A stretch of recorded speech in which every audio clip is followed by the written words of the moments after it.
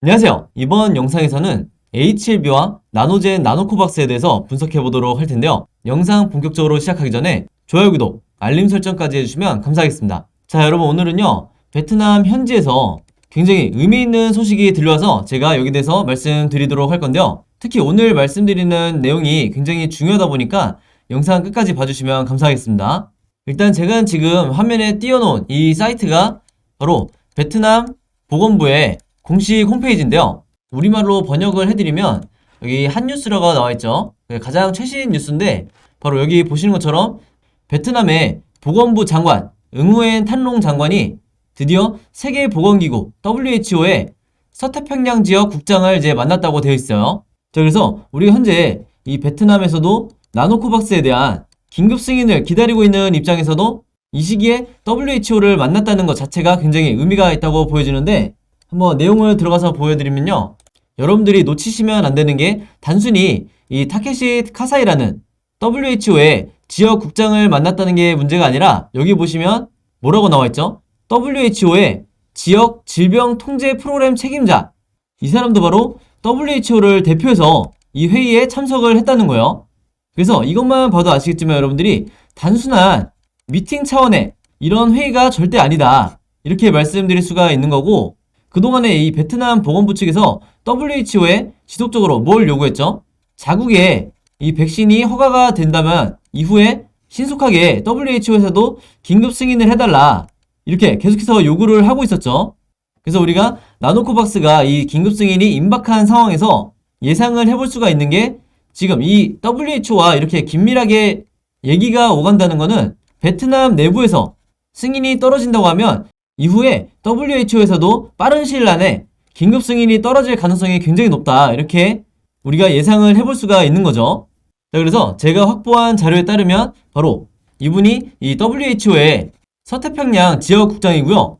여기서도 보시는 것처럼 이 베트남 보건부 장관과 WHO의 이 여러 인사들이, 한마디로 질병을 통제하는 이런 책임자들이 가장 최근인 이 1월 11일에 모여서 회의를 했다, 이렇게 보시면 되겠습니다. 그래서 다시 한번 말씀드리지만 이게 절대 단순한 이 미팅 차원이 아니다. 질병 통제라는 건 여러분들 아시겠지만 결국 이 백신에 대한 회의를 진행을 했다고 보시는 게 맞고, 이번 소식이 의미가 있는 게 뭐냐면요, 아마 뉴스를 통해서 이제 접하신 분들도 있겠지만 이번 회의 때 베트남 보건부 장관만 이 WHO와 회의를 한 게 아니고 베트남 총리도 같은 날 WHO와 회의를 진행을 했는데, 여기서도 마찬가지로 가장 중요한 키워드죠. 백신의 인정과 국산화를 지원해달라고 이제 촉구를 했다고 그러는데, 이게 동시에 가리키는 게 바로 우리의 나노코박스다, 이렇게 말씀을 드리겠습니다. 그래서 여기서 방금 말씀드렸다시피 백신을 인정해달라는 거는 바로 이 나노코박스에 대한 긴급 승인을 해달라는 거예요. 그래서 제가 보는 관점에서는 이번 회의 때 이 나노코박스의 최종 효능에 대한 데이터에 대해서 전달했을 가능성이 굉장히 높다.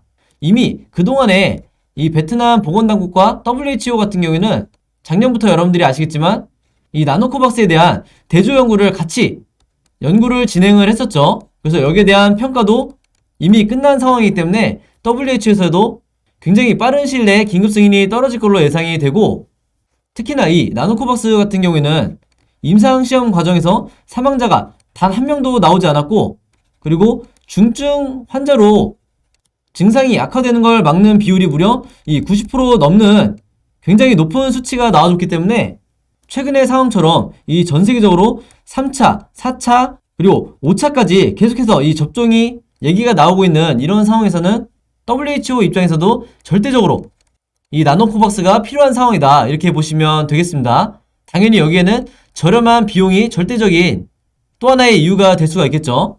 그래서 아래쪽에 내용을 보더라도 바로 이 부분에서 좀 더 직접적으로 얘기를 하고 있는데, 이 판민친 베트남 총리가 뭐라고 얘기를 했죠?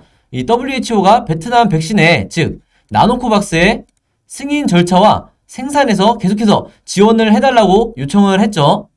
그래서 여러분들이 아시겠지만 이런 자리에서의 공식적인 발언은 사전에 어느 정도 WHO와 얘기가 됐기 때문에 이런 식의 발표를 할 수 있는 거다, 이렇게 말씀을 드리겠고, 오늘 제가 말씀드린 부분을 여러분들이 들어보시면 아시겠지만 이제는 여러분들 이 베트남 내부에서의 긴급 사용 승인은 이미 기정사실화된 상황이다. 이제는 WHO나 이후에 미국 FDA의 이 승인이 어떤 식으로 진행이 될지 이 부분이 중요한 거지, 더 이상 이 베트남 내부에서의 긴급 사용 승인은 허가가 떨어지냐 안 떨어지냐 이 문제가 아니라는 거예요. 그리고 또 하나 제가 의미 있는 내용을 말씀을 드릴 건데, 여기 보시면 마찬가지로 베트남 현지에서 나온 소식인데, 최근에 베트남 보건부가 5세에서 11세 정말 어린 이 아동을 대상으로 예방접종을 계획을 하겠다, 이렇게 밝힌 상황이고, 이미 베트남 정부에 보고를 하고 여기에 대해서 승인까지 받은 상황이라고 해요.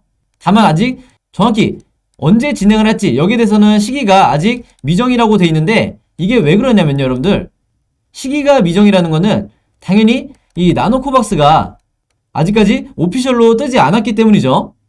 왜냐면 만약에 베트남 보건부 측에서 화이자나 모더나를 가지고 이 아동들에게 접종을 하겠다고 만약에 계획을 했었으면 이미 보유하고 있는 이 백신들이기 때문에 당연히 시기가 정해질 수밖에 없는 거죠.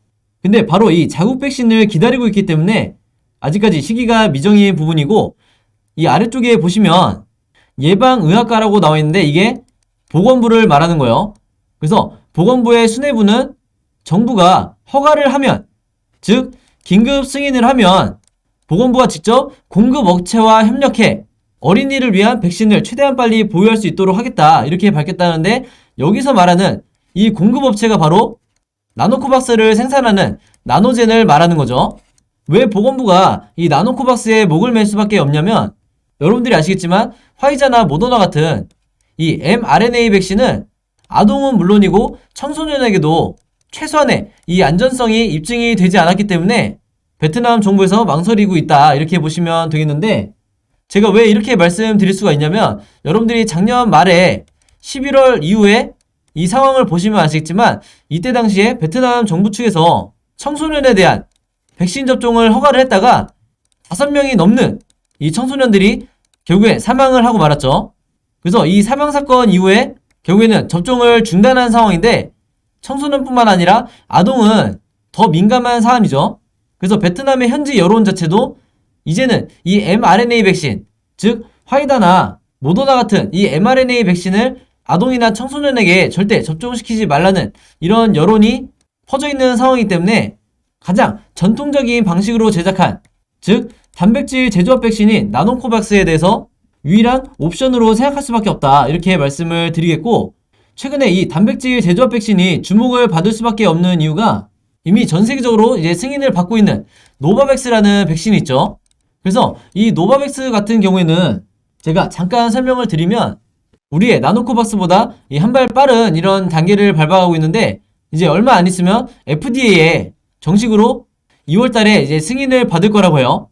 그래서 우리의 나노코박스도 이 노바백스처럼 같은 단백질 제조합 백신이다 보니까 똑같은 안전성과 보호 효능을 입증한 이런 상황에서 우리도 같은 절차를 밟아가야 된다. 즉 베트남 자국에서 긴급 승인을 받은 이후에 WHO, FDA까지 이 순서로 우리가 가야 될 텐데, 이게 2022년 올해 진행이 될 거기 때문에 여러분들이 막연하게 이제 우려하시는 재료 소멸에 대한 이 리스크는 전혀 없다고 보시면 되겠습니다. 아시겠죠? 물론 중간중간에 이 세력의 개미털기를 위한 급락 이후의 급등, 이런 패턴이 계속해서 반복이 될 텐데, 여러분들이 여기에 대한 일정만 미리 알고 계시면 절대 순간적인 단기적인 패닉에 손절하실 필요가 전혀가 없다, 이렇게 말씀을 드리겠습니다. 자, 그리고 제가 오늘 한 가지 더 이제 공개를 하자면, 현재 이 나노젠 측에서 추가 데이터를 작성하고 있다고 제가 어제 영상을 통해서 말씀을 드렸죠. 지금 여기 보시면 나노코박스라고 분명하게 명시가 되어 있는데, 현재 나노젠 측에서 추가 데이터를 작성하는 이유가 제가 확보한 이 자료에 따르면 오미크론에 대한 보호 효능을 입증하기 위해서 지금 이미 제출한 이 긴급 승인 신청서와 별개로 추가 데이터를 작성을 하고 있다고 하는데, 그 중에 하나가 바로 이런 자료다, 이렇게 보시면 되겠고, 그러면 이 데이터에 대해서 어떻게 해석을 해야 되는지 제가 최대한 이 투자자의 입장에서 여러분들이 보시기 편하게 전부 다 정리를 해놨으니까, 이 자료와 나노코박스 관련해서 제가 갖고 있는 이 모든 정보 필요하신 분들은요, 이쪽에 보시면 제 번호 010-5826-4556으로 숫자 7이라고만 간단하게 적어서 문자 보내주시면 제가 일일이 확인 후에 문자 보내주신 모든 분들에게 제가 갖고 있는 이 나노코박스 관련한 최신 업데이트 자료와 베트남 현지에 대한 현재 나오고 있는 가장 빠른 소식까지 제가 종합해서 전부 다 보내드리도록 하겠습니다. 당연히 무료로 공유해드리는 거니까 여러분들이 절대 부담스러워 하실 필요가 없다고 말씀드리고요. 그리고 한 가지가 더 있죠. 이 HLB에 대한 앞으로 1월부터 4월까지 어떤 식으로의 호재와 악재가 남아있는지, 그리고 앞으로 나오게 될 주가에 영향을 미칠 수 있을 만한 이 언론사의 보도자료, 이 부분들을 제가 일정별로 전부 다 정리를 해서 여러분들에게 그동안 계속해서 업데이트를 해서 공유를 해드리고 있는데, 앞에서 말씀드린 이 나노코박스 관련 데이터라든지 지금 제가 말씀드린 이 자료 같은 경우에도 특히 이 일정에 관련된 자료는 저뿐만 아니라 이미 세력도 지난 11월부터 제가 세력도 이미 갖고 있다고 계속해서 말씀을 드렸죠. 바로 그렇기 때문에 제가 우리나라의 이 개인 투자자들을 보호하는 입장에서 이런 고급 자료인데도 전부 다 무료로 공유를 해드리는 거고, 이 자료도 마찬가지로 필요하신 분들은 제 번호 010-5826-4556으로 숫자 7이라고만 간단하게 적어서 문자 보내주시면 마찬가지로 전부 다 제가 정리해서 보내드리도록 하겠습니다. 결국에는 여러분들이 직접 매매를 하시는 거기 때문에 우리나라 같은 이 정보의 불균형이 심한 주식시장에서는 결국 첫째도 둘째도 정보다. 이 정보가 뒷받침되어 있는 상태에서 여러분들이 어떤 식으로 매매 대응을 하든지 수익을 낼 수가 있는 거고, 이 정보가 없는 상태에서는 단기적인 이 세력의 개미털기 여러분들이 당할 수밖에 없다, 이렇게 말씀을 드리는 거고요. 마지막으로 한 가지가 더 있죠. 현재 이 HLB의 주가로부터 앞으로 어떤 식으로 이 캔들의 흐름이 나오게 될지 항상 여러분들이 최소 이 세 가지의 매매 시나리오는 갖고 계셔야 된다고 말씀을 드렸는데, 이 캔들의 예상 흐름도 제가 그동안에 지난 9월부터 12월까지 계속해서 업데이트를 해서 여러분들에게 보시기 편하게 이 차트 그림 형식으로 해서 여러분들에게 문자로 일일이 답장을 드리고 있죠. 그래서 여기에 대한 제가 직접 만든 이 시나리오 자료도 필요하신 분들은요, 마찬가지로 제 번호 010-5826-4556으로 숫자 7이라고만 영상 보시면서 남겨주시면 제가 앞에서 말씀드렸던 모든 자료와 함께 한 번에 정리해서 공유해드리도록 하겠습니다. 자, 그럼 여러분 오늘 영상은 여기까지 찍기로 하고요. 저는 다음 영상으로 뵙도록 하겠습니다. 감사합니다.